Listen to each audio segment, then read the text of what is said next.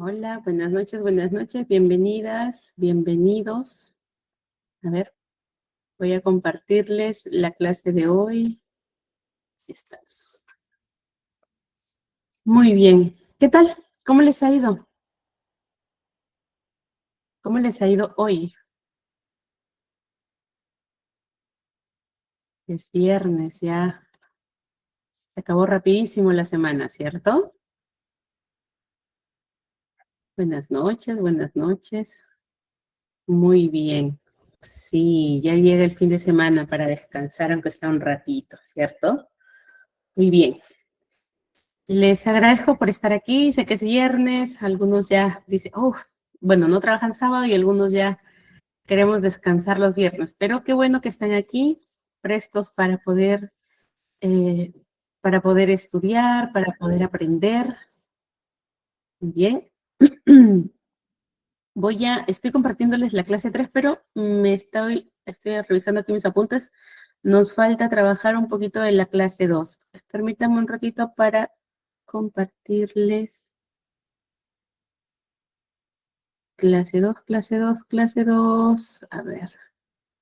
Ahí, la clase 2 me la pasaste, ¿cierto?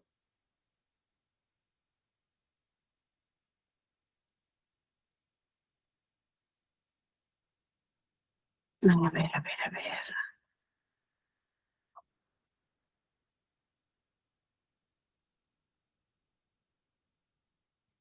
Aquí está. Muy bien. La sesión anterior estuvimos viendo esta partecita, ¿cierto? Muy bien. Sí se observa, ¿verdad? ¿Sí? Muy bien, vamos a continuar. Nos queda un poquito nada más de la clase anterior. Vimos lo que eran reforzadores, vimos reforzador, castigo, la extinción, vimos las diferencias entre reforzadores positivos, negativos y castigo negativo y positivo. Hasta aquí quedó claro, ¿cierto? Luego explicamos un poquito la ley del efecto de Thorndike y hablamos un poquito también sobre el constructivismo de Ausubel, ¿verdad? Cuán importante es el aprendizaje significativo, mejor que la memorización. El aprendizaje del constructivismo, perdón, de Ausubel, habla acerca de estos organizadores previos, ¿no? Entonces, el recurso que utiliza mucho es el de mapas, preguntas, analogías, que permiten que se pueda activar este conocimiento previo, ¿no? Y Ausubel refuerza mucho esto de lo que ya sabe el estudiante. Entonces, el aprendizaje significativo o el aprendizaje adquiere significancia porque se enlaza con algo previo, con algo que ya conocíamos y converge con lo nuevo, volviéndose un nuevo aprendizaje, ¿verdad? Respecto a los tipos del aprendizaje significativo, Ausubel nos explica, ¿no?, que lo primero que se entiende o se aprende son las representaciones, es decir, esta idea que la persona almacena buena noche, de lo que está vivenciando, ¿cierto? Cómo lo logra entender, cómo lo representa interiormente. Luego, viene esta parte, ¿no?, de entender estos símbolos, de entender estas palabras, por ejemplo, el significado y el significante, ¿no? Cómo se construye, por ejemplo, la palabra casa y lo que representa una casa, ¿no? La imagen de una casa. Cómo se construye la palabra perro y lo que representa esa palabra. Luego viene la otra parte que es los conceptos, ¿ya? Que lo que explica es cómo se va categorizando la información, ¿no? Es como las estructuras semánticas, ¿no? Categorías de mamíferos, categorías de artículos de limpieza, ¿qué más tenemos? Categorías de, por ejemplo, vehículos, medios de transporte y qué cosa. Vamos categorizando, ¿verdad? Entonces, esa es una parte también del aprendizaje significativo. Y luego el tema de las proposiciones, que es esencial, ¿no? Donde nosotros no solo almacenamos información, sino donde creo realmente se produce esta significancia, es que cómo lo relacionas, ¿verdad? Cómo vas relacionando estas vivencias que vas teniendo del entorno con el nuevo conocimiento que adquieres. Para Ausubel, aquí estaba lo esencial de aprender, ¿no? El cómo logras relacionar estos aprendizajes o esta información. Entonces, eso era lo importante en el aprendizaje significativo. Y luego nos quedaba aquí pendiente un poquito el de revisar cómo es que según el socioconstructivismo, ¿ya? Cómo según el socioconstructivismo se podía aprender. De hecho, Vygotsky tiene este concepto, tiene tres conceptos fundamentales, uno que es la zona de desarrollo próximo, el otro que es el andamiaje y el tercero que tiene que ver con los instrumentos o herramientas, ¿ok? La zona de desarrollo próximo es esta brecha, ¿no? Ojalá que logren observar, pero aquí imagínense, ¿no? El puntito azul es la zona donde estamos, la zona real. Y el puntito verde o ese círculo verde es hacia donde podemos llegar, que es el potencial, la capacidad que tenemos. Esta distancia o esta brecha que está representado con el círculo naranja entre dónde estamos y a dónde podemos llegar, a este espacio, esta brecha, se le llama zona de desarrollo próximo. ¿Okay? Esta zona de desarrollo próximo es la distancia entre dónde está el estudiante y dónde está el estudiante y a dónde puede llegar este mismo. ¿Ok? Y para que esta brecha se reduzca, ¿ok? Para que esta brecha se reduzca, se utiliza este otro concepto que se llama el andamiaje, ¿ok? Miren, este espacio, Vygotsky dice que ese lugar es ideal para que se pueda enseñar, o sea, para que se produzca la enseñanza efectiva, porque no estamos hablando de que esta persona no tenga el potencial, sino que sí lo tiene, pero le falta el acompañamiento. Y este acompañamiento se brinda a través del andamiaje y es la ayuda temporal que tiene la persona, ¿verdad? Miren esta imagen de acá, de este lado, del lado izquierdo, ¿no? Dos niños y una persona que está explicándoles. Digámoslo así, que esto es dentro de la interacción social, se puede dar o se puede presentar esta ayuda temporal que va a permitir que el estudiante pueda alcanzar este potencial, es decir, reducir esa zona de desarrollo próximo. ¿Ok? Entonces, esta persona que da el andamiaje puede ser el mismo maestro, el adulto, ¿no? El adulto que tiene más conocimiento o un par o una persona con un poco más de instrucción o de experiencia que brinda este acompañamiento. Este acompañamiento no es eterno. Una vez que la persona ha alcanzado, ¿ok? Su zona, su potencial, entonces el andamiaje se retira, ¿ok? Cuando una vez que esta persona ganó autonomía, el andamiaje se retira. Suele pasar, ¿no? Les voy a ejemplificar con esta forma, que es lo más sencillo y es lo habitual, a lo que muchos de nosotros nos hemos expuesto en algún momento. Imagino que deben tener hermanos pequeños, hijos, o de repente trabajan con niños, entonces como que están más adentrados a entender este ejemplo, perdón. Un niño de 3 años quiere servirse un vaso de agua. La jarra está a su alcance, hay por allí vasitos a su alcance, ya ponle de 4 años, ¿listo? De 4 años está un poquito más grandecito, como que ya alcanza la mesa. Quiere servirse agua y hay un adulto cerca que ve la intención, ¿no? Ve que está manipulando la jarra y corre y le sirve el agua. ¿Listo? Aquí voy a parar para ir identificando.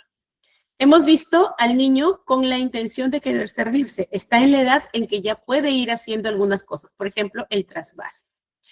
Luego vemos a dónde puede llegar. Tiene la intención, es decir, ya quiere hacerlo solo. ¿Listo? Entonces puede llegar a eso. Esa brecha, esta zona de desarrollo próximo, la podríamos utilizar de buena forma. Si es que el adulto no se preocupara por hacer las cosas por él, sino más bien para procurar ser el andamiaje. Entonces, Si el adulto le sirve al niño cada vez que el niño tiene la intención de hacerlo solo, este adulto o esta persona más grande permite que se pueda reducir esta brecha. ¿Qué creen ustedes? ¿Permitirá o no lo permitirá?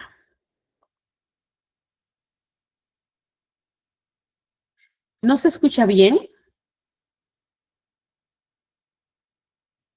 Hice dos preguntas seguidas. ¿Se escucha bien? ¿Sí? Perfecto. Muy bien.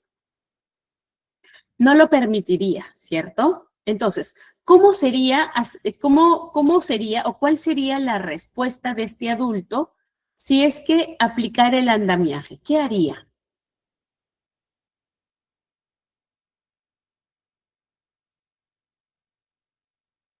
Karina.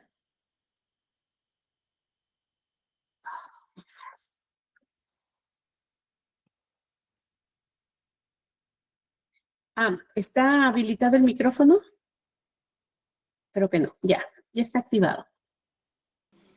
Ahí, ¿se escucha? Allí sí. En vez de servirle, el adulto creo que tendría que ayudarlo para que el nene pueda hacerlo, ir guiándole, poniéndole la mano en el lugar indicado de la jarra, para que pueda ir tomando confianza para que lo pueda hacer él. En la misma jarra o procurar ponerle una jarra más pequeña, un vasito de repente que no se vaya a romper, ¿no? Simulando. Allí se acorta esa brecha. Gracias, Karina, ¿cierto? Ahí se acorta esa brecha. Y lo que hay algunos productos, por ejemplo, que es Carey, ¿no? Que se cae, parece vidrio, se cae, pero no se va a cortar, no pone en riesgo al niño, hasta que el niño ya controle un poquito el manejo y la fuerza en la muñeca y puedas cambiarle. Pero todo es progresivo, ¿verdad? A lo que voy es que esta zona de desarrollo próximo, por eso es ese lugar ideal para que ocurra el aprendizaje y la enseñanza.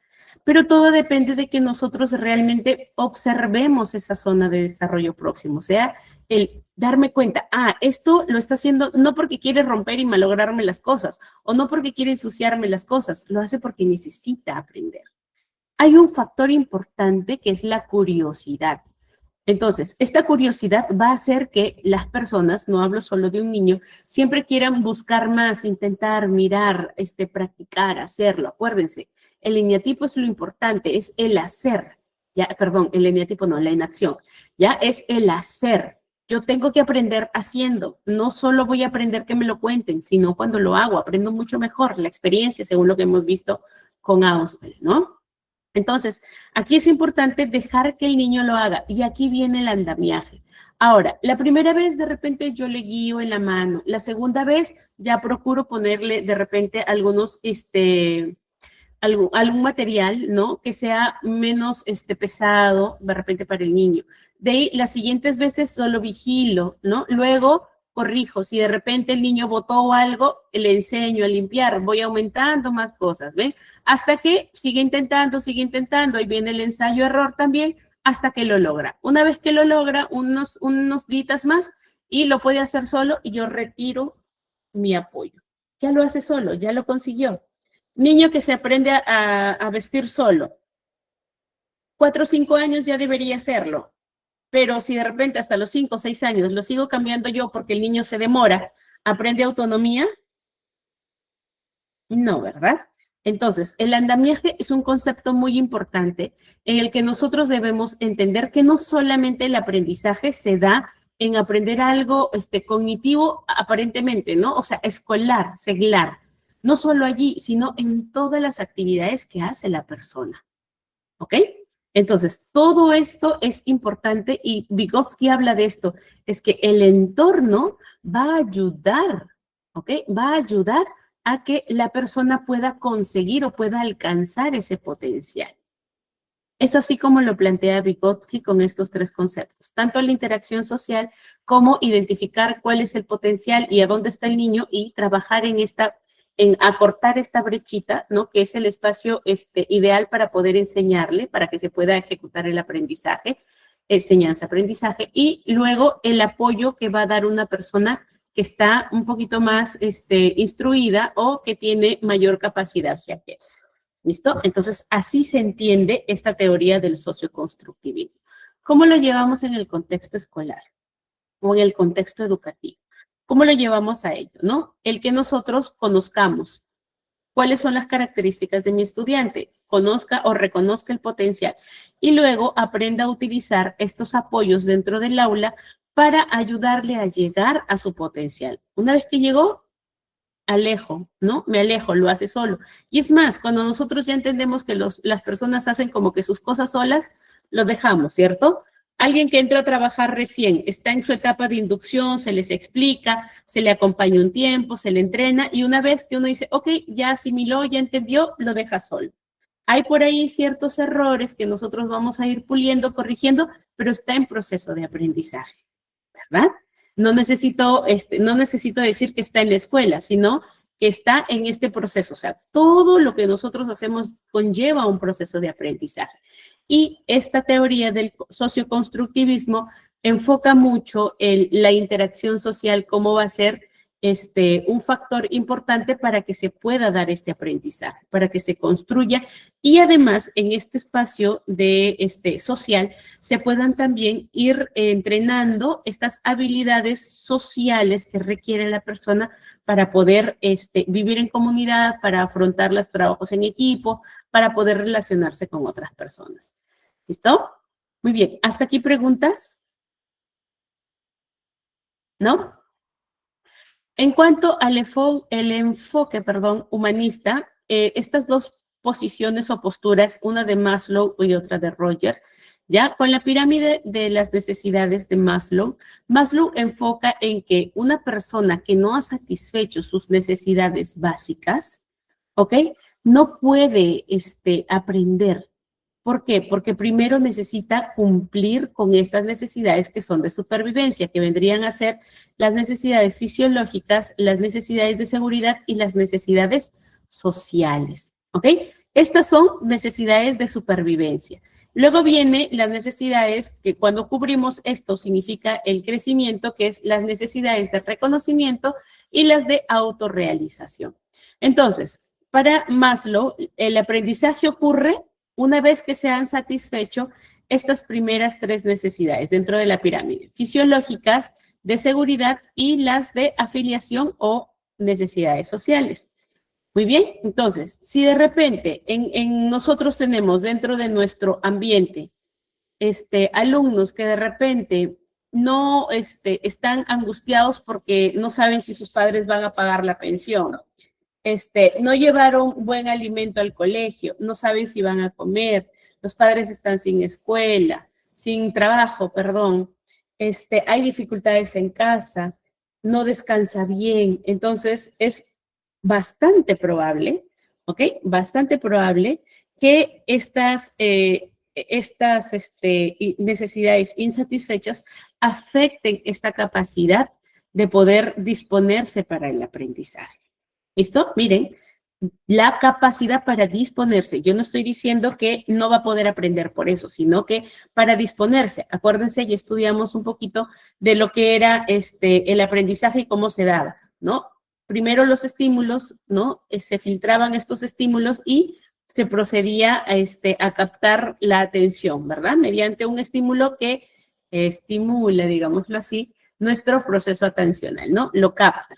Entonces, si en el entorno tenemos otras cosas que nos están distrayendo de filtrar estos estímulos, es por eso que no hay esta disposición para poder, para que inicie el proceso de aprendizaje.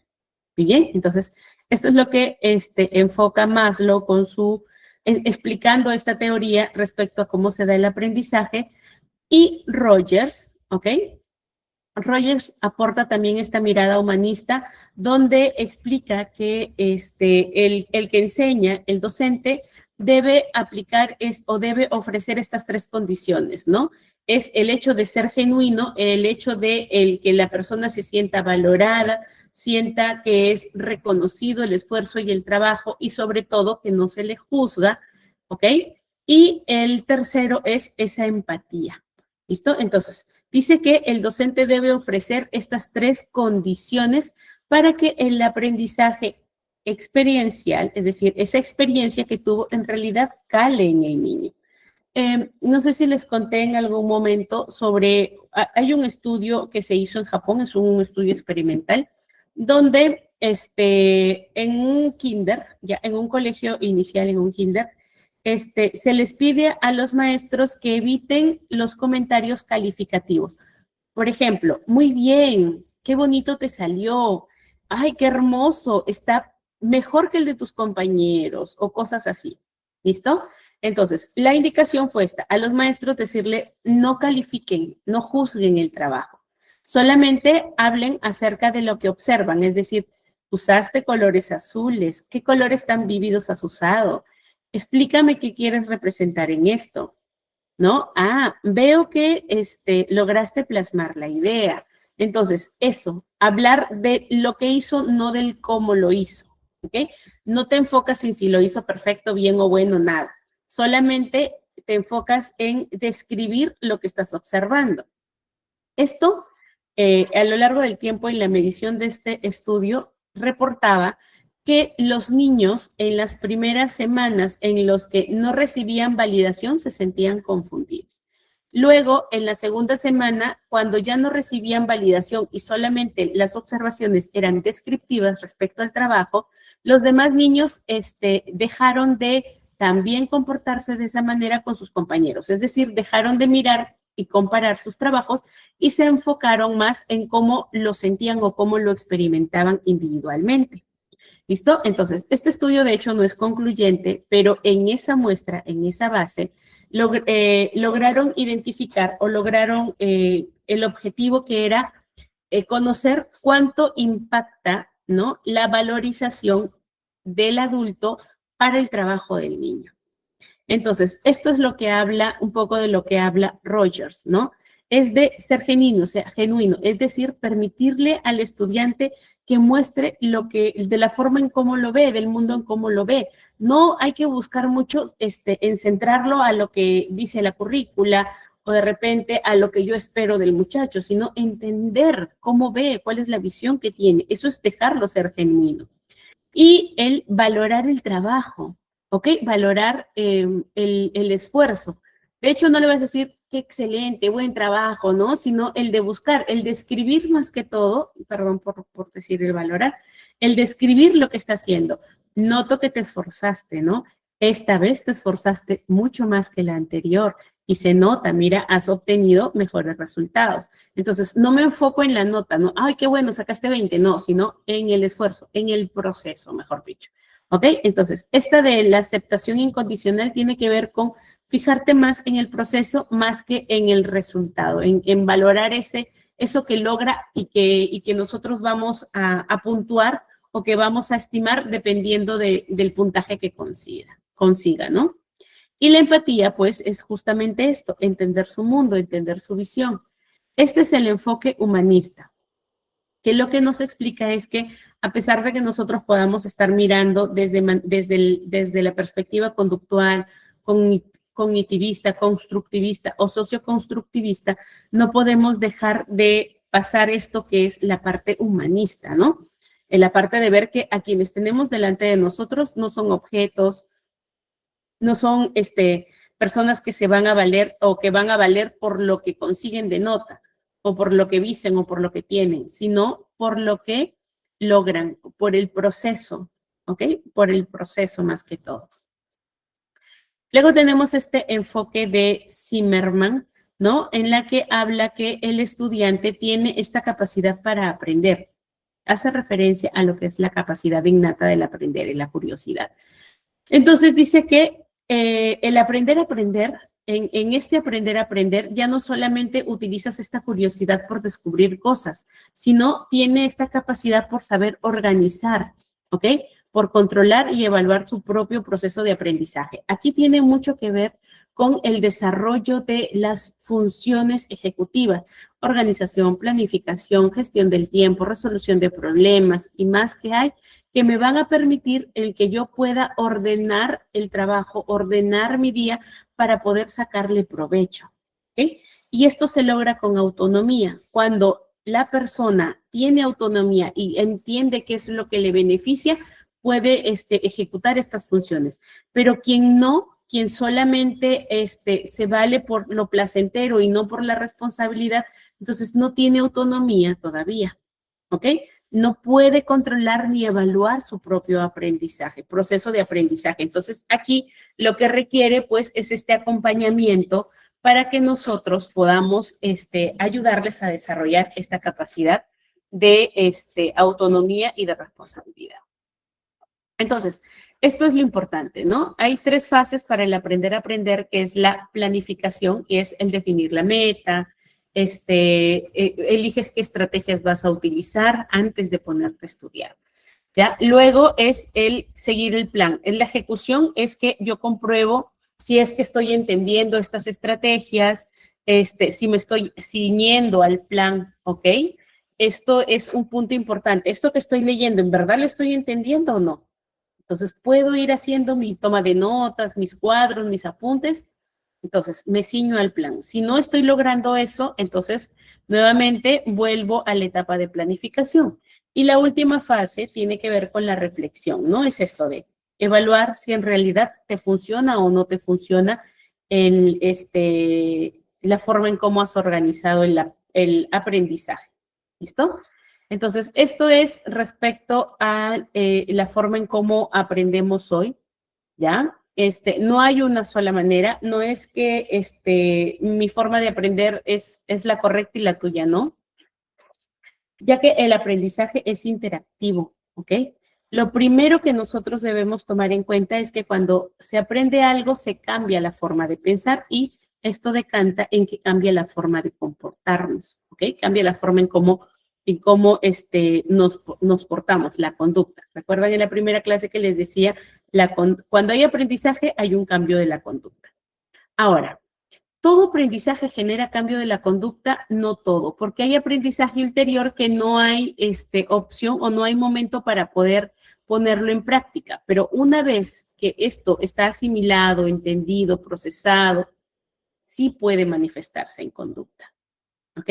Ahora, este aprendizaje ocurre cuando cuando se da este proceso de conexión previa, es decir, la significancia. ¿Qué sé de esto? Lo anterior, ¿qué sé de esto?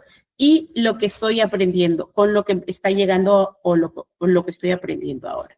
Luego tenemos esta capacidad de procesamiento cerebral que tiene que ver con cómo biológicamente se procesa la información, ¿no? Los estímulos, lo que activan esta función de la atención, luego la codificación, luego la memoria que está trabajando, ¿no? A corto plazo, a largo plazo, o memoria de trabajo, o memoria a largo plazo, y luego la evocación, ¿no? La reestructuración, y así se da todo este proceso. Entonces, ¿cómo es que biológicamente o, digamos así, cerebralmente se produce este aprendizaje? Luego viene el punto de la interacción social, ¿no? Que es el espacio donde podemos hablar acerca de esto que conocemos. Entonces, aquí se va a dar o se va a permitir el andamiaje. Yo converso, pregunto o digo algo de lo que sé y la otra persona devuelve. Y eso es el socioconstructivismo, es decir, a través de instrucción indirecta o directa de otras personas, yo puedo aprender. No hay nada que no se obtenga con práctica y con esfuerzo, ¿cierto? No hay nada. Todo necesita practicarse. Entonces, la frecuencia con la que yo repita el trabajo, con la que yo repita la actividad, va a implicar, ¿no? En que mejore en esa actividad. Y lógicamente, la práctica requiere que yo me esfuerce, que me organice para que pueda lograr estas consecuencias positivas. Y la emoción, ¿ya? La emoción es otro, que es el factor de cuán comprometido estás. Hoy no vamos a trabajar mucho lo que es la emoción y la relación que tiene con el aprendizaje, pero en este aspecto o en este puntito sí es importante tener en cuenta el compromiso que nosotros podamos observar tiene que ver mucho con cuán motivado estás para hacer esto, ¿ya? La motivación vence cualquier cualquier aspecto que quiera evitar que consigas y la disciplina que tiene que ver ahorita con la autorregulación, ¿ok? Esta disciplina de decir, no, ahora no puedo jugar porque tengo que estudiar. Estás motivado, estás comprometido con esto y aquí viene esto de poder planificar, de poder supervisar tanto tus estrategias también como los tiempos que dispones para hacer, los métodos de estudio. Entonces, todo viene en conjunto, ¿verdad? Y puede ser que yo esté muy motivado, estoy así, pero enfocado en mi tarea, de repente el ambiente en el que estudio no es el correcto. O estoy en un ambiente donde mucho ruido, muchas discusiones, de repente, o estoy mirando la tele mientras estoy intentando estudiar. Es mentira, por si acaso. No se aprende así, ni celular encendido, ni televisión, no se aprende, ¿ah? Están engañándose. Entonces, es más, nos toma mucho más tiempo y nos desgasta más.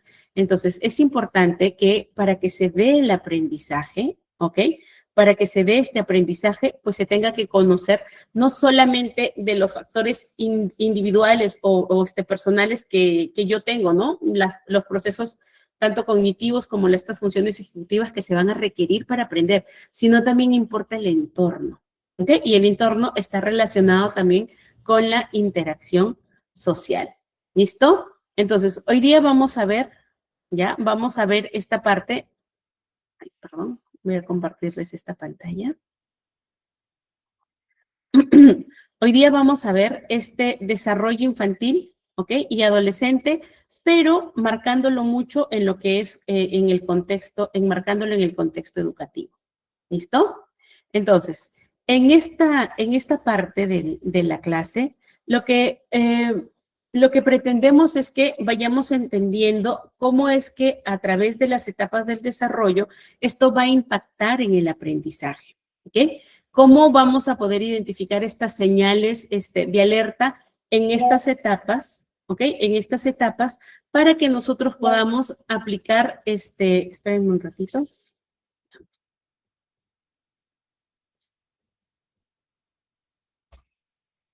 Se fue.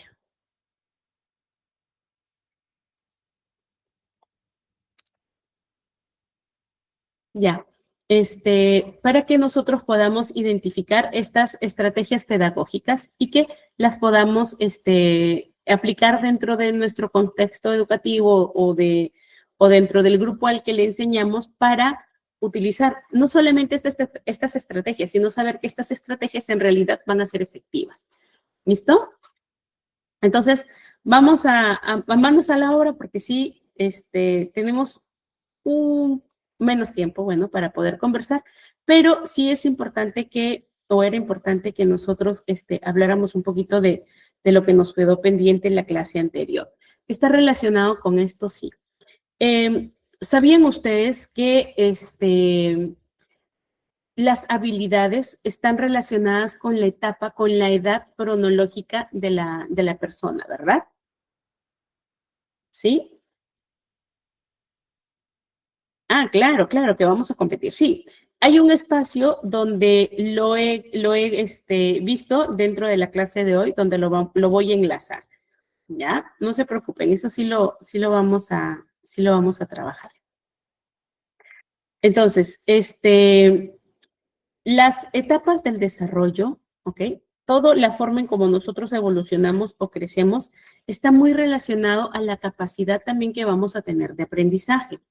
Parte muy importante son estos 5 primeros años, que es desde el nacimiento hasta los 5 o 6 años, en donde se da un desarrollo muy rápido de la persona a nivel neurobiológico y neuropsicológico. ¿Ok?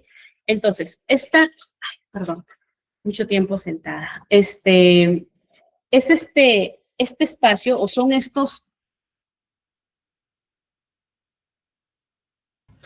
estos 6 años, estos 6 primeros años, en los que se va a conseguir, ¿ya? Se va a buscar que las estrategias que nosotros vamos a aplicar estén muy relacionadas a la edad. Es decir, que yo no le puedo pedir al niño que haga algo que de repente para el parámetro de la edad no corresponde, ¿ok? Algunos me pueden decir, Jessy, pero hay niños que de repente a los 3 o 4 años suman, restan, hacen operaciones, leen. Sí, pero no es algo que se espera de esa edad. Puede haber estos casos, sí, pueden haber estos casos que pueden estar relacionados, por ejemplo, a la superdotación o de repente están relacionados a la sobreestimulación, pero no es la edad, no es la competencia que se espera en esa edad, en esa etapa. ¿Listo? Pero nosotros sí debemos entender, ¿no? Que de acuerdo a la etapa, es que vamos a ir entendiendo cómo se da este desarrollo. Entonces, en los primeros años, ya de 0 a 2 años, vamos a identificar estas características respecto al crecimiento del niño. Por ejemplo, 0 a 2 años, sí, de 0 a 2 años, ¿no? Por ejemplo, en esta parte, ¿no? Aquí estamos en la primera infancia, entonces aquí evidente o se hace evidente este desarrollo veloz de lo que es la parte neurológica y la parte psicomotora. En estos 2 primeros años se aparece o tiene aparición lo que es el lenguaje, la adquisición del lenguaje oral, por ejemplo, ¿no? En esta etapa el niño va a aprender a través del cuerpo, a través de los sentidos. Como el cerebro está en su máximo esplendor de lo que es la neuroplasticidad o la plasticidad, entonces las experiencias en estas etapas van a ser muy importantes, ¿ok? Si no fundamentales para el niño. Entonces, aquí otra de las características que observamos en esta etapa de 0 a 2 años hasta los 5 más o menos, es el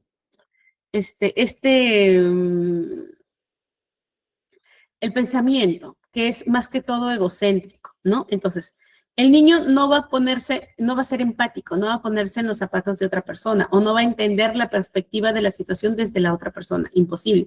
Por eso es que es muy frecuente los berrinches o muy frecuente el yo, el para mí, ¿no? Tú eres, ella es él, esa persona es el mundo en esta etapa, no hay más. Entonces, por eso es que se entiende este pensamiento que es muy concreto y egocéntrico. Entonces, como el mundo lo va a interpretar a través de su propia perspectiva, va a tener dificultades para entender la posición de otras personas, desde otros puntos de vista. Entonces, eso a veces ocurre, o a esos a veces ocasiona pues berrinches, pleitos, o ocasiona que el adulto también no entienda muy bien por qué ocurre esto. Pero es una conducta esperada y es propia de la edad, ¿listo? Ahora, a medida que el niño va creciendo, pues lógicamente este pensamiento va cambiando, pasa de lo concreto a lo abstracto y también deja de girar en su propio eje. ¿Ok? Ya deja de ser egocéntrico. Si a los 8 o 9 años nosotros observamos esta conducta egocéntrica, allí sí lo vamos a tomar como una señal de alerta, porque es decir, a esta etapa ya no debería comportarse de esa manera, porque el niño ya empieza a tener mucho más contacto a otro nivel social, que empieza a entender las normas, por eso es que pasa de lo concreto a lo abstracto. ¿Okay? Entiende, sobreentiende, dilucida situaciones, las sabe leer. ¿Ya? Entonces, aquí en el ámbito educativo, lo que nosotros vamos a observar, por ejemplo, es que el niño está así a flor de piel la curiosidad, el movimiento, ¿no? La exploración constante va a estar allí. El proceso atencional sí es corto, ¿ok? Muy cortito, porque está más expectante de lo que ocurre alrededor y todo quiere acaparar y todo quiere hacer. Entonces, es que está recién aprendiendo a regular, ¿listo? A entender o a dirigir mejor los procesos atencionales. Y lógicamente que en esta etapa, ¿ok? En esta parte del desarrollo socioemocional, requiere mucho el contacto con otra persona, ¿ok? Requiere mucho. Aquí la regulación o el aprendizaje emocional se va a dar más que todo por la interacción con el adulto que va a ser capaz de manejar estas frustraciones o estos enojos o estas emociones que son intensas, que son desbordadas, ni buenas ni malas, que son intensas. Y va a ir enseñando de manera que el niño aprende a regular esto que siente, estas sensaciones. ¿Listo? Entonces, aquí lo importante es que esta seguridad emocional, el apego y la exploración multisensorial son el motor del desarrollo cognitivo y el adulto en esta etapa es quien va a proporcionar esa seguridad, esa estructura. También el adulto es el que va a permitir que se vayan dando estas experiencias significativas que van a permitir que cuando llegue a esta etapa donde el aprendizaje es más formal, se le haga mucho más sencillo, recuerde, sea mucho más significativo. ¿Listo? Entonces, esto es respecto a los 2 primeros años. Entonces, en lo que va de los 3 a los 6 años, que estamos hablando ya en esta etapa, ya viene un poquito la escolarización. Era una tormenta y está súper importante. Claudia, pero no te preocupes, Claudia, lo puedes ver ya con la clase grabada, ojalá que puedas, que te dé el tiempo, para que lo veas con la clase grabada. ¿Listo? En la web, en la página de ITEC, quedan allí los enlaces, ustedes pueden recurrir a ver eso, para que puedan, revisar, ¿no? Revisar de cuando en vez las grabaciones, por ahí, recordar algo que se les pasó, pueden consultarlo allí. Bien, de 3 a 6 años, que como les decía, esta etapa es importante porque aquí inicia la vida escolar. Esta es la etapa preescolar. Entonces, a esta edad, dentro de los 3 a los 6 años, ya un poquito como que ya no es tanto de la curiosidad, ya no es tanto del juego solo, libre, explorativo, ¿no? Aquí como que el niño ya empieza a desarrollar esta autonomía, ¿no? A ir siguiendo reglas, instrucciones, los periodos atencionales mejoran, pasa de lo que es concreto a un poquito simbólico, pero así, apenitas, esbozos, ¿ya? Pero sí, el juego simbólico empieza a cobrar un papel o a tener un papel muy importante en la vida del niño, porque mediante el juego es que el niño va a representar o va a comunicar esto de cómo lo ve, cómo lo representa, cómo lo interpreta. ¿Listo? Cómo representa roles, cómo entiende estas situaciones y además cómo lee las interacciones en su entorno. ¿Listo? A través del juego. Entonces, el pensamiento aquí está marcadito respecto a lo concreto, pero como les decía, ya como que va teniendo una pequeña mejora respecto a cómo se organiza. Hay algunas cosas que las va entendiendo mejor, ¿no? Esto justo es la etapa del porqué, de la curiosidad, de entender las razones. Entonces, esto se debe a que el pensamiento se vuelve un poco más organizado. ¿Listo? Las normas, los límites, los turnos, por ejemplo, va adquiriéndolo, ¿no? Va adquiriendo este nivel socioemocional. Entonces, el niño, por ejemplo, a esta etapa, el niño explora su mundo, interactúa con otros. Ya, espera, ahorita comento esto que has mandado, Isabela. El niño en esta etapa, ¿ok? Si bien es cierto, va a aprender o va aprendiendo a regular la parte social, ¿ok? Va entendiendo estos turnos conversacionales, estos turnos dentro de la interacción, ¿ok? Ya no va a necesitar tanta asistencia como en los 3 primeros años, de los 0 hasta los 3 marcaditos. Pero sí, sigue buscando la aprobación del adulto, sobre todo a nivel socioemocional. Por ejemplo, el de la validación, ¿no? El de que lo haya hecho bien, el de repente estos reforzadores sociales, ¿no? El de salió bonito, lo lograste, venciste el miedo, lo conseguiste. Entonces, esto sí es algo que lo sigue buscando el niño, pero sobre todo porque esto le va generando confianza. ¿Okay? Más que porque el adulto tenga que corroborar si lo hizo bien o no, esto va más por el lado de que esto le permite al niño ganar confianza. ¿Listo? Acá hay otro factor importante, es que el niño también empieza a aprender a compartir. Al principio es muy egocéntrico, aquí como que ya va cediendo algunas cosas. Juegos, de repente equipos, ¿no? Por ejemplo, a los padres ya los comparte también, ¿no? Ya no está solo mío, sino ya entiende que puede cumplir varios roles. comida, también asientos, cosas, también aprende a compartir aquí. Y empieza a la identificación, sobre todo, de lo que es lo que va sintiendo, ¿no? Si está triste, si está alegre, si está enojado, cuando está enojado. Entonces empieza esta identificación de lo que es las emociones acá. ¿Listo? Respecto a las, a cómo nosotros podemos procurar que se desarrolle mejor el aprendizaje, es respecto a los juegos, juegos simbólicos, juegos de roles, canciones, ¿ok? Cuentos con moraleja, el que se les pueda brindar también normas claras, ¿ok? Los acuerdos también que ellos empiezan a negociar y sobre todo el reforzar positivamente las conductas.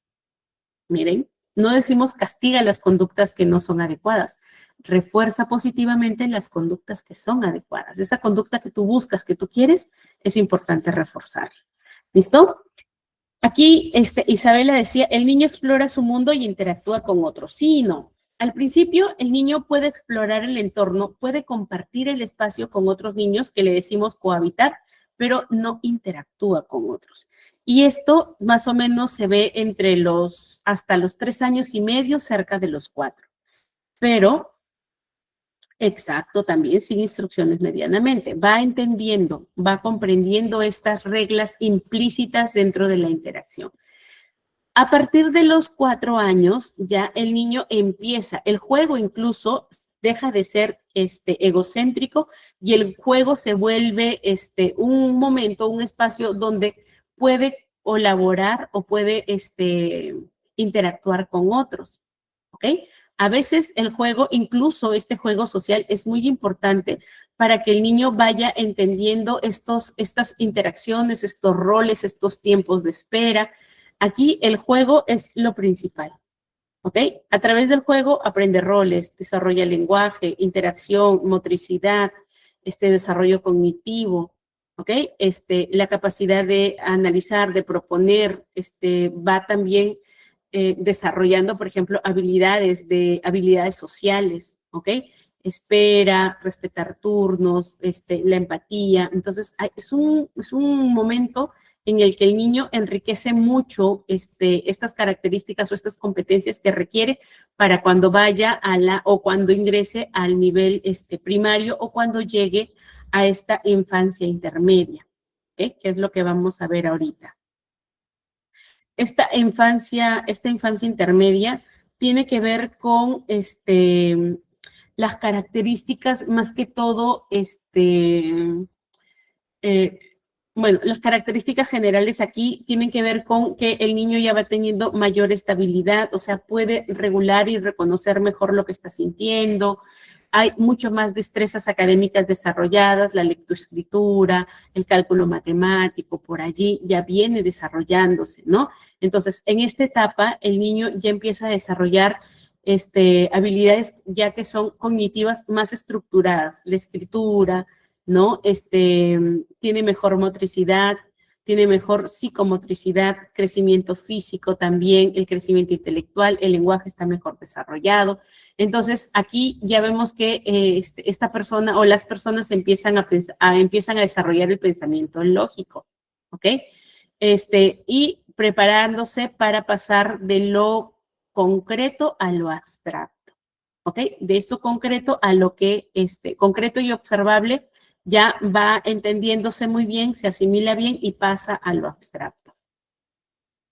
¿Qué más pasa aquí? En la parte de la socialización, ya los amigos adquieren mucho más importancia en esta parte.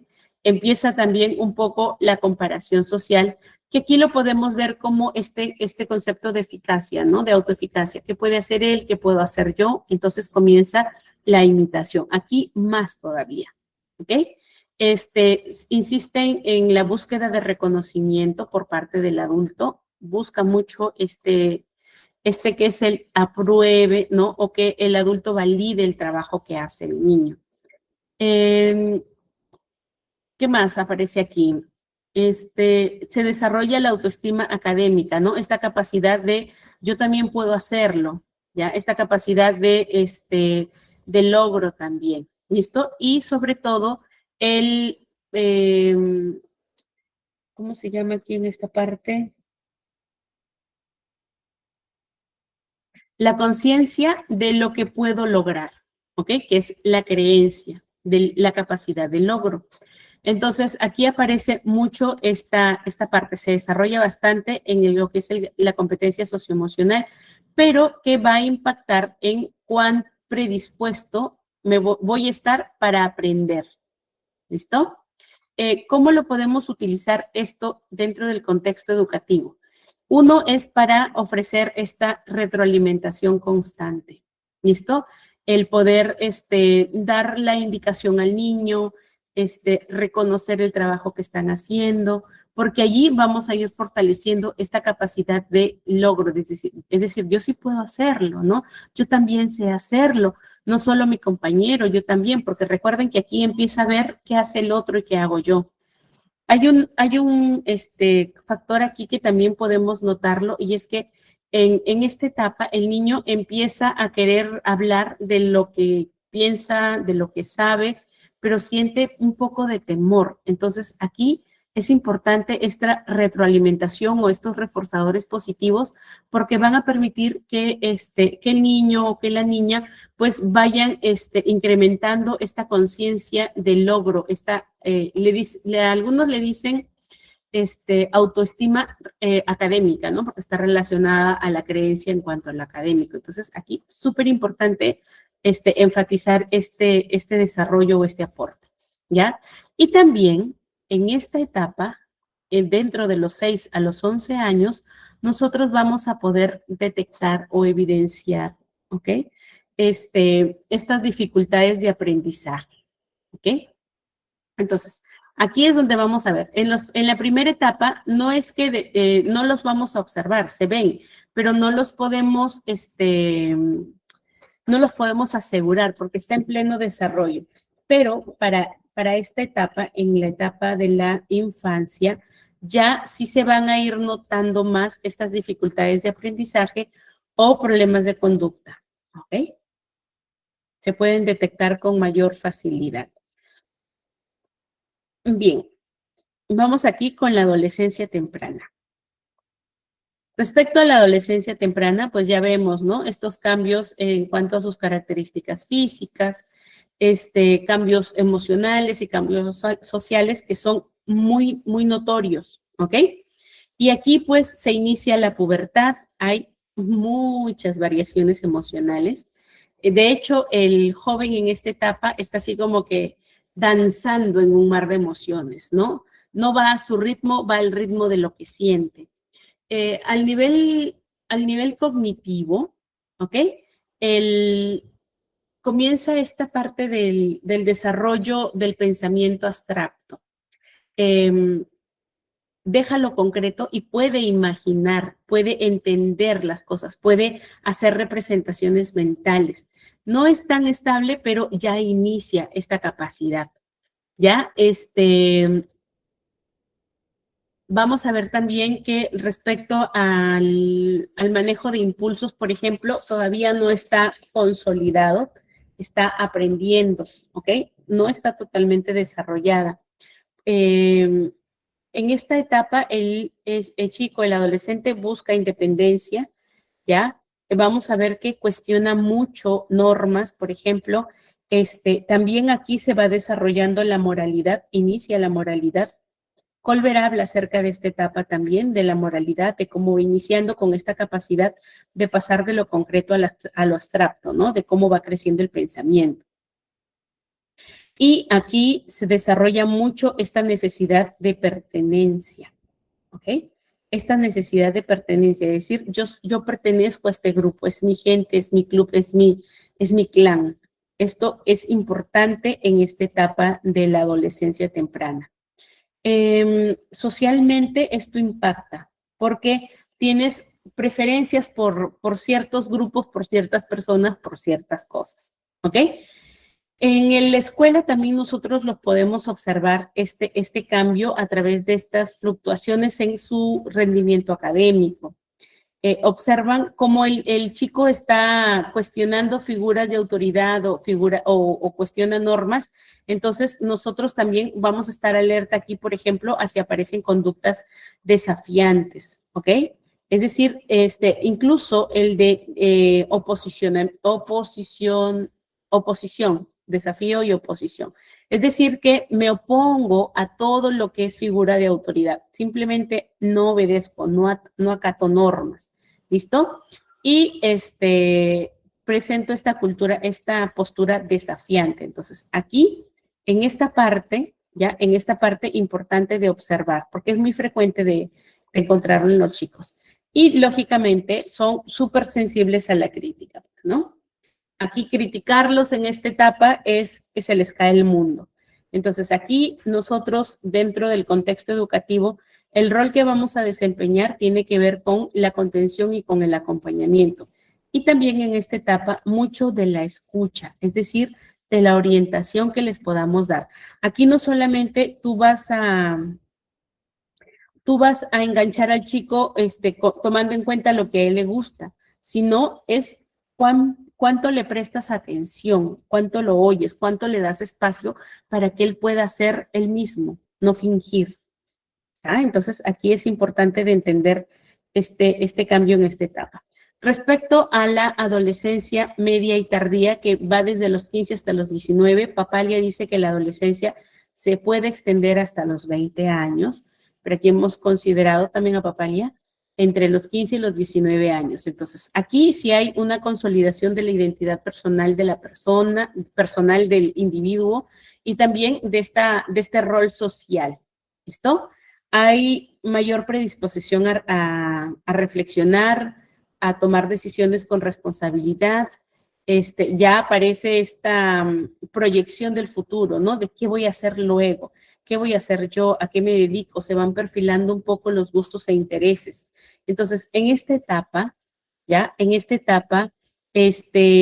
como el pensamiento ya se ha vuelto mucho más abstracto, ya el adolescente puede analizar situaciones complejas, puede emitir crítica también acerca de lo que piensa, acerca de lo que ve, ¿no? Su opinión.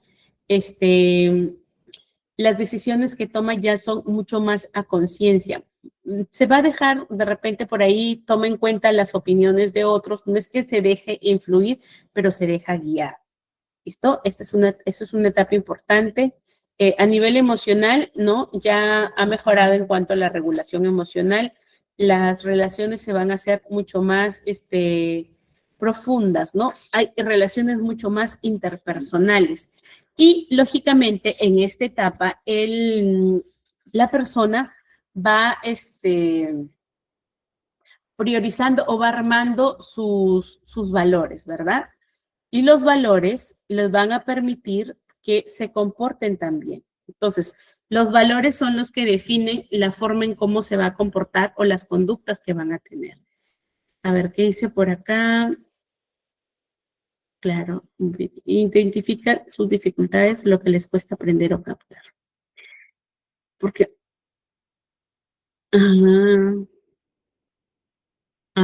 claro, se refieren a cuánto impacta el acompañamiento o la autoeficacia, ¿no? La creencia de sí. Claro, Karina. A ver, por acá dice internet. No te preocupes, Idania. Como les repito, pueden mirar las clases grabadas. Listo. ¿Qué señales de alerta debo tomar en cuenta? En la primera infancia, importante, si no hay aparición del lenguaje, si no hay contacto físico, si hay evasión del contacto visual, si no aparece el juego simbólico, ¿ok? Importantísimo si no aparece el juego simbólico. De repente por ahí no ha desarrollado las destrezas motoras básicas, el caminar, el correr, el saltar, subir y bajar escaleras, agarre del lápiz. Entonces, esto son señales de alerta, ¿listo? Y las señales socioemocionales que nos van a dar alertas también es esta, de repente, falta de interacción, ¿no? De lo social. Es muy ensimismado, muy del juego individual, que es bueno, pero de repente el niño no tolera estar con más personas, entonces ahí como que no cuadra, ¿no?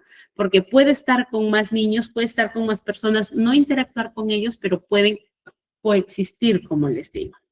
Entre los 3 y los 6 años, ¿no? El seguimiento de consignas, el poder entender instrucciones pequeñas, ¿no? El que se pueda relacionar con pares también, disminuye, en esta etapa, si nosotros, por ejemplo, vemos, ¿no? Como señal de alerta, que hay mucho apego con la figura adulta, entonces mucha dependencia por la figura adulta, hay que tomarlo en cuenta. ¿Listo?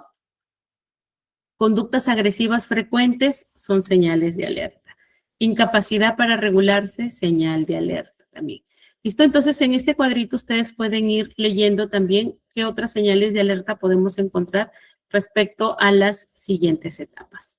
¿Listo? Hasta aquí. Sí, está bien. Sí, hasta aquí. ¿Tienen alguna pregunta?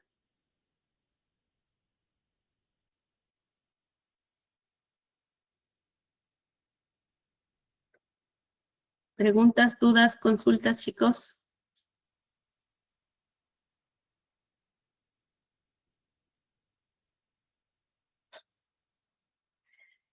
Ricardo.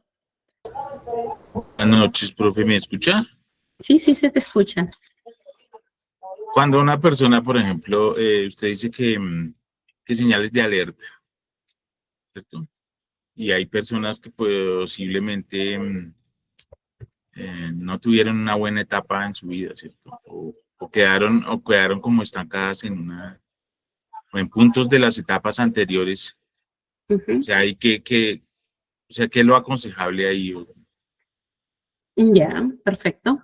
Lo importante es, si es que nosotros notamos retraso, o sea, en edad avanza, pero en el desarrollo de habilidades o competencias no avanza, lo principal es la evaluación para identificar qué está pasando. A veces es por falta de estimulación, otras veces es por un retraso en el desarrollo, o otros sí puede significar que hay alguna dificultad en su desarrollo neurobiológico y psicológico.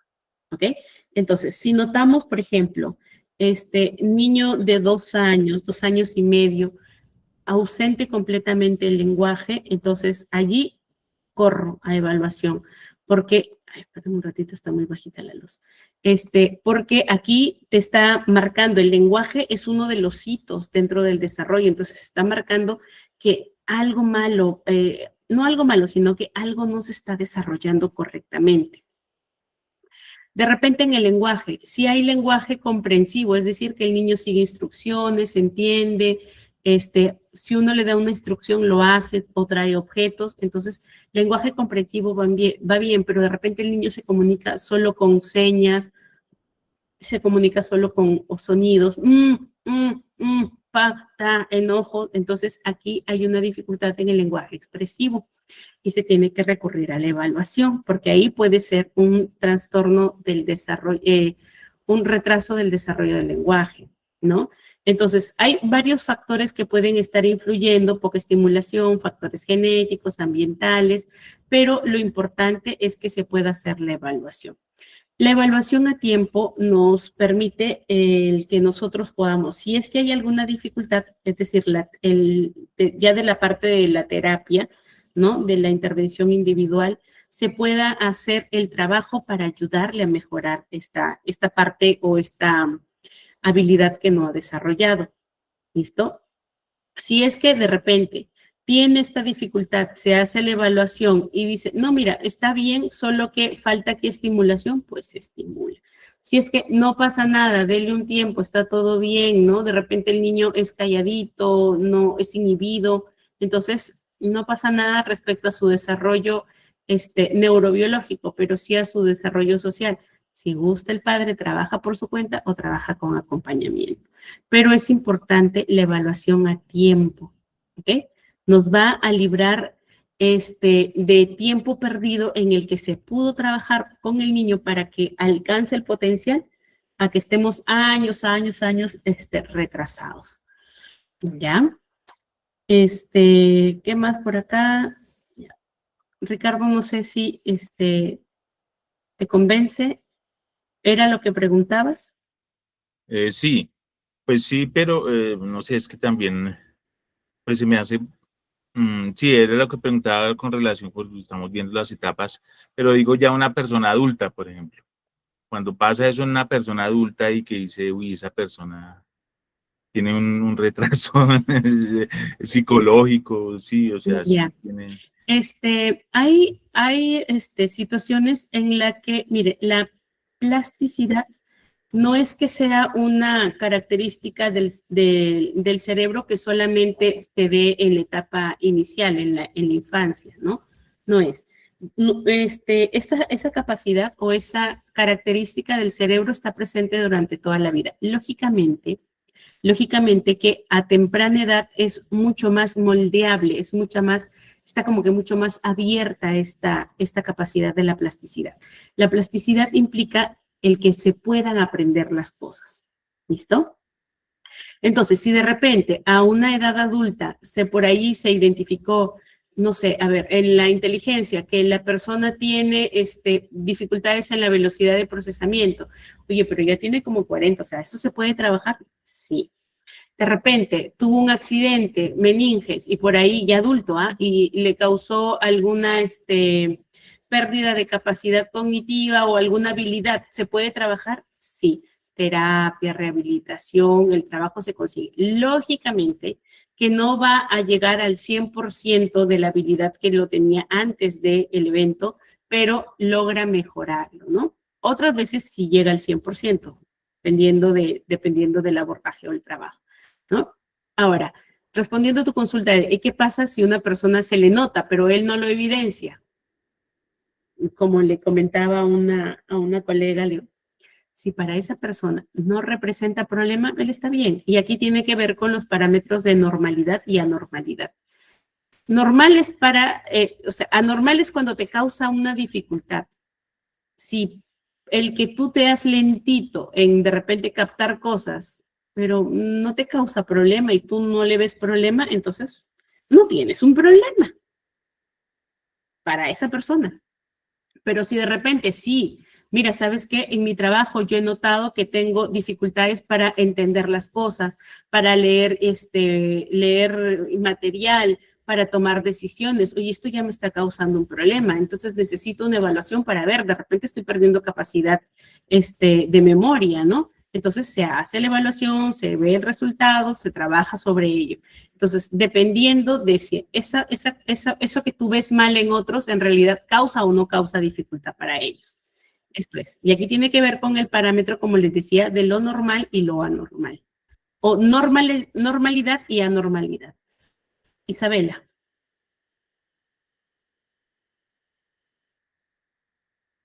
Dale, Isabela. Buenas Isabela. noches. ¿Se me escucha? Buenas noches. Ahora sí.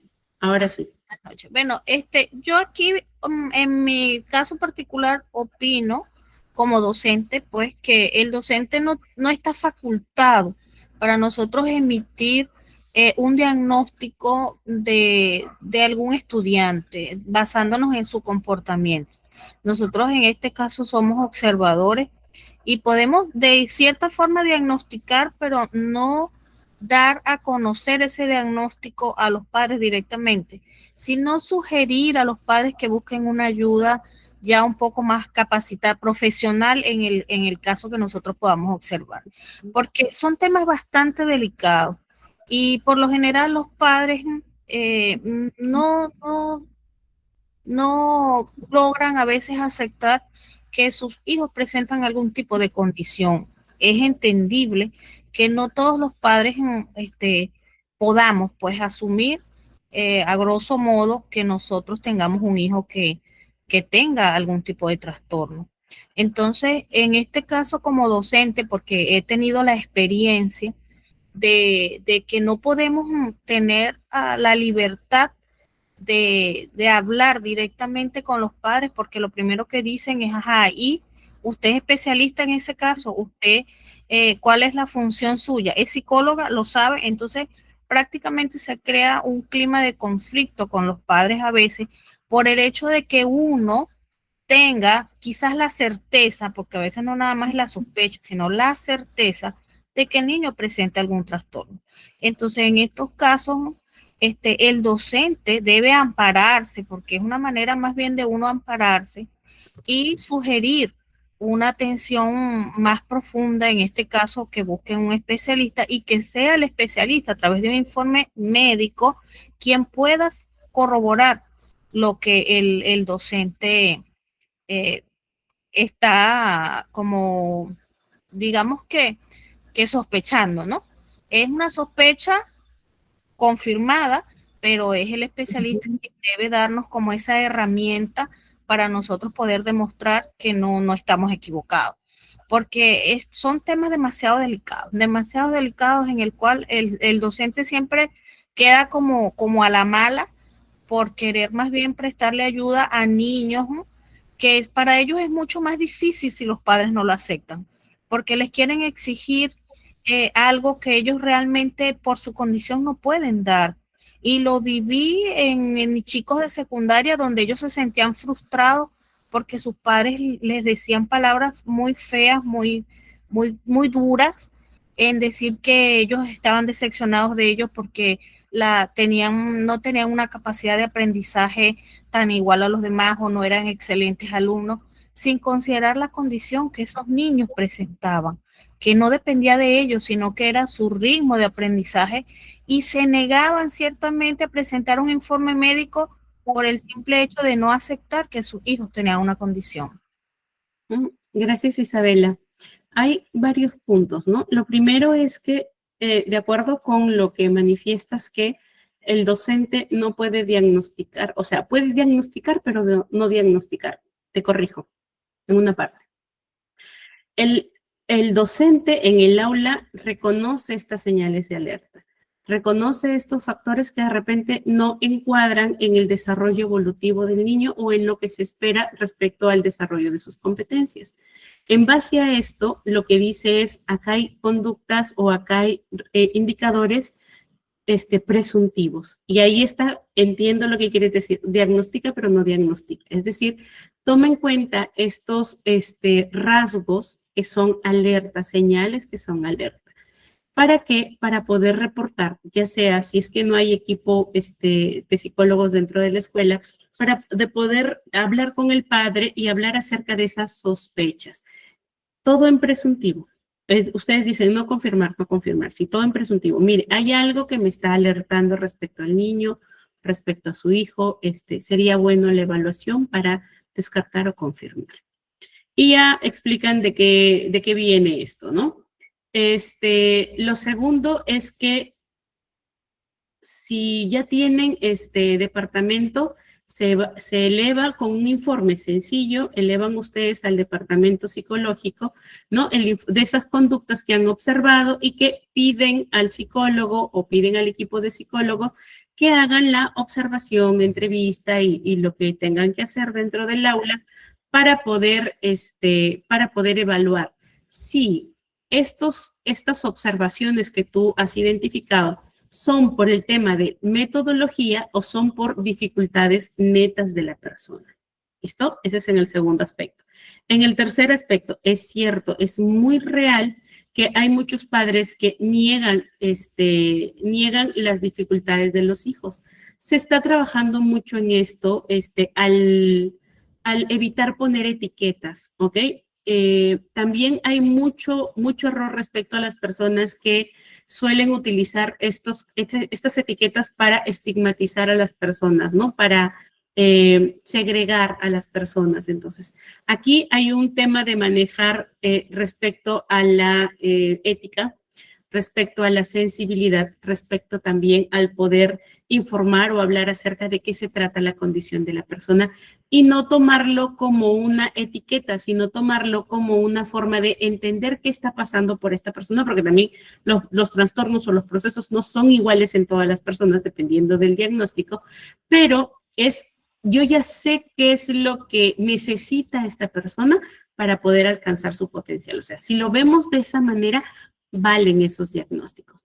Pero si lo vas a ver para justificar, no, mi hijo no aprende porque, ¿sabes qué? Mi hijo tiene dificultades atencionales. O mi hijo se porta mal, pero recuerda que mi hijo tiene TDAH. Pero recuerda que mi hijo es autista. Pero, o sea, si vamos a utilizar estos diagnósticos para justificar sin hacer nada por el niño, exacto, gracias Zulenice, para escudarse, entonces no nos sirve de nada, no vamos a provocar ningún cambio. Y de ahí devienen todas estas dificultades emocionales individuales y socioemocionales, ¿no? Que también lo manifestaba Isabel en su comentario. Entonces, sí es importante que nosotros en esta etapa, miren, aquí les ponía esto del apego de Bowlby, y más atrasito está la teoría de Erikson, que igual nos va a faltar tiempo para estudiarla hoy, pero repásenla, léanla, porque ya en la siguiente clase le meto punche a esto, que es importante de entenderlo. ¿Para qué? Para que conociendo este factor socioemocional dentro del crecimiento de la persona, nosotros podamos entender, o sea, no solo con lo que les estoy explicando en palabras, sino que conozcamos la teoría, nosotros podamos entender qué pasa internamente en cada etapa de la persona, no solo cognitivamente, sino también emocionalmente. Esto es importantísimo de entenderlo. Puede que el contexto no te ayude, que los padres no colaboren, que de repente no tengan acceso a atención especializada, pero dentro de la escuela puedes utilizar o puedes ayudarle o dar algunas herramientas al estudiante para que aprenda a trabajar en base a lo que tiene. Con esto, no quiero decir que hay chicos que se van a quedar así de la nada porque no les da la capacidad.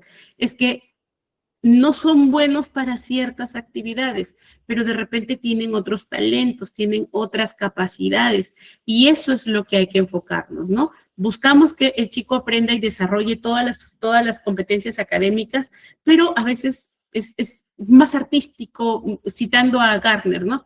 Más artístico, más naturalista, más introspectivo, más extrospectivo, de repente matemático, más lingüístico, más musical. Entonces, hay que enfocarnos en eso que tiene, ¿listo? En eso que es bueno, en eso que tiene, ayudarle a descubrir su propósito, porque a veces no es solo la nota, es con aquello que se siente contento y feliz de hacer. Solo que el modelo educativo, ¿no? Se enfoca mucho en desarrollar otras competencias que, dicha la verdad, en nuestra etapa, digamos así, de empleabilidad, poco o mucho hacen. Más bien, ¿cuáles son las competencias que se requieren? El trabajo en equipo, habilidades comunicativas, ¿no? Resolución de problemas, toma de decisiones, la creatividad que se requiere, de repente las habilidades artísticas, habilidades físicas o deportivas. Entonces, miren, para todo lo que se hace, o de repente la actividad exactamente para la cual eres contratado, más adicional a todas estas habilidades blandas que se entienden como tal, ¿no? Es todo este conjunto de capacidades que te van a diferenciar de uno de otro. Entonces, sí es importante que nosotros en este aspecto vayamos conociendo a quienes vamos a tener delante de nosotros, ya tanto por cómo es el desarrollo o el crecimiento evolutivo, pero también por entender estas características, este contexto en el que está. Y aquí voy a poner en la mesa este comentario o esta pregunta que hicieron, ¿no? ¿Cómo competimos con las redes actualmente? ¿Cómo competimos? ¿Quiénes consumen redes actualmente? Y es que sí está difícil trabajar respecto a esta personalización que hacen las redes, ¿no? Tú entras de repente a cualquier red, a cualquier, no es red, perdón, a cualquier aplicación social, ¿no? O sea, lo que más consumen ahora, TikTok, ¿qué más? Instagram, Facebook, que ya casi muere, ¿no? YouTube, que se ha vuelto de videos, shorts, así como TikTok. Entonces, todo esto es personalizado. Y si se dan cuenta, el tiempo que se les asigna a cada de estos videos es cada vez más corto. ¿Por qué? Porque aquí hay un factor que es la satisfacción inmediata, ¿no? Es, no me place, sigo, no me place, sigo, no me place, sigo buscando hasta que algo me gusta, me mantengo un poquito más y sigo. Y luego siguen cayendo o siguen pasándote información acerca de eso que el algoritmo leyó, como que te demoraste un poco más y lo interpreta como que es tu gusto. Y te sigue cayendo de esto. Entonces, ¿cómo trabajamos? Es lo que más creo que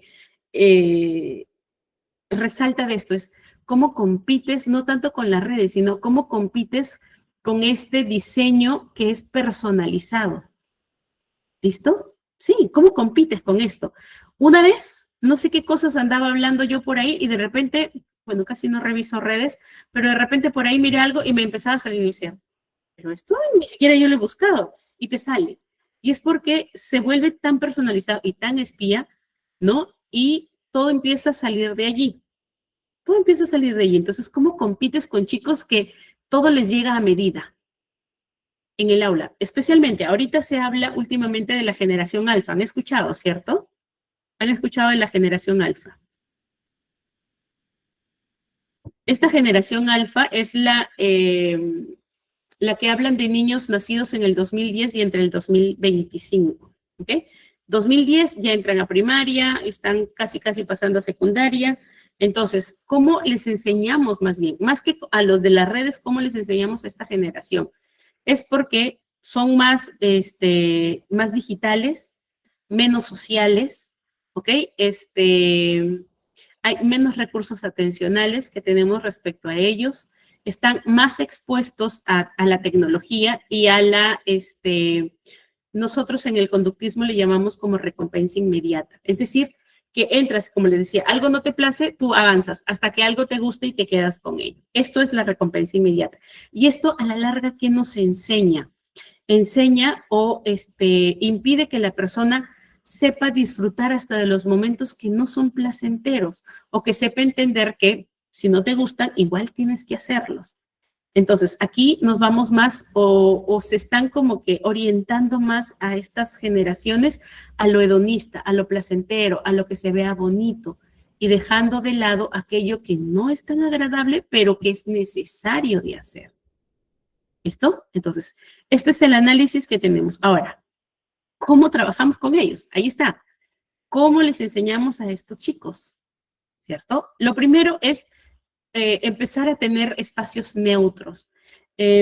Justo platicaba con unas colegas que son docentes de inicial y decían, mira, algo que hemos cambiado este año y que estamos trabajando es en que las aulas estén ubicadas por segmentos, por áreas, y en el aula haya menos ruido visual. Porque hemos identificado que los niños se pierden, están acá contigo y de repente se perdieron, encontraron algo que mirar y ya están allí observantes de eso, ¿no? O de repente están en el aula, pero están queriéndose escapar a trabajar, a jugar con los juguetes del aula. O de repente un niño llegó con algo atractivo, novedoso, y quieren estar allí tocándolo, mirándolo, haciéndolo y terminan arruinándolo porque todos lo quieren tocar. Entonces, con esto lo que están haciendo es reducir, ¿no? Reducir esta fragmentación o esta carga cognitiva que a veces decimos, no, si lo ven, si están adaptados, si lo observan todos los días, como que se va a quedar algo, pero en realidad el niño no lo observa. En realidad no lo observa, en realidad está allí y no lee lo que tiene delante. Entonces, lo importante en este aspecto, ¿ok? Es utilizar estos fragmentos de cómo hacen los videos, ¿no? Cortos, muy animados, que capten la atención. Entonces, hay que empezar con ellos de esta forma de captar su atención, con fragmentos muy pequeños, ¿ok? Fragmentos pequeños, atractivos, porque hay que reconocer que su capacidad de atención sostenida está muy limitada, muy chiquita, y hay que empezar a ayudarles a incrementar esta capacidad de atención sostenida, ¿no? Es atención dirigida, sostenida, dividida también que tenemos. Entonces, hay que ayudarles a que vayan incrementando esto. ¿Listo? ¿Qué más ayuda con estos chicos? Los microaprendizajes también. Lecciones chiquitas, 10, 15 minutos que sean algo didácticas y luego de eso procedes a unos descansos, unas pausas y luego vuelves con el trabajo. Algo así como Pomodoro, pero adaptado a niños con estas dificultades, ¿no? Atencionales, que va a ser la mayoría. Porque no hay niño en este mundo que no acceda a redes. Si no es de celulares, perdón, que no acceda a este tipo de contenido que es de gratificación inmediata, ¿no? Ya sea por celulares o ya sea por televisores, pero siempre está expuesto. ¿Listo? Y otro de los aspectos, en la mayoría de escuelas en las que, al menos yo con las que tengo contacto, más bien están quitando televisores, están quitando proyectores de aulas, están quitándolos, justamente por esta dificultad. Entonces, están utilizando de manera dosificada. Antes, por ejemplo, todo televisor, videos y todo esto, ahora están dosificando, están entendiendo mejor cómo funciona y los chicos más que de ver ahora son de hacer. Entonces, eso es uno de los factores que están utilizando a favor, ¿no? Entonces, ya no vemos que otros lo hacen, hagámoslo nosotros, ¿no? Entonces, eso está en algunos espacios rindiendo fruto, pero como les digo, es todo de entender a quiénes tienes adelante, a esta nueva generación. Lean un poquito más acerca de esta generación alfa, es lo último que están hablando, ¿no? De la generación, ya no es millennials, ya no, generación alfa, es de los nacidos a partir del 2010. Entonces, como están más expuestos a pantallas, sobre todo, no a tecnología, sino sobre todo a pantallas y a estas respuestas inmediatas, entonces la manera en cómo procesan y la manera en cómo sostienen la atención ha variado muchísimo. ¿Listo? Ha variado muchísimo. Nos falta tiempo nuevamente. Que dicen, los colegios están implementando el uso de las TIC a mayor escala. Sí. Entonces, importante ir entendiendo cómo es el desarrollo, ¿ok? El desarrollo del niño, el desarrollo de la persona respecto a su etapa evolutiva. Acuérdense que Kohlberg, por ejemplo, habla de este desarrollo moral, ¿ya? De este desarrollo moral que va más o menos ir apareciendo entre los 9 y los 10 años, y en esta parte, la persona ya es capaz de ir discerniendo qué es lo correcto y qué no es correcto. Entonces, aquí un poco como que ya con la persona, con el niño, con la niña, se puede ir implementando un poco este tema de razonar, de sensibilizar, de ir poniendo a que decida, ¿no? A que decida. Entonces, aquí importante, ¿no? Importante el que vayamos también formando en principios, formando en valores, para que podamos ir identificando estas señales de alerta. Pero para no correr con esto, nos vamos a quedar aquí, ¿listo? Vamos a la siguiente semana, el lunes incluyo nuevamente un poquito para explicarles de qué se trata este desarrollo emocional, sobre todo con casos, para irlos viendo, ¿listo? Entonces, se nos fue rapidísimo el tiempo, ¿verdad? Qué bárbaro, cómo avanza. Muy bien, nos estamos encontrando el día lunes,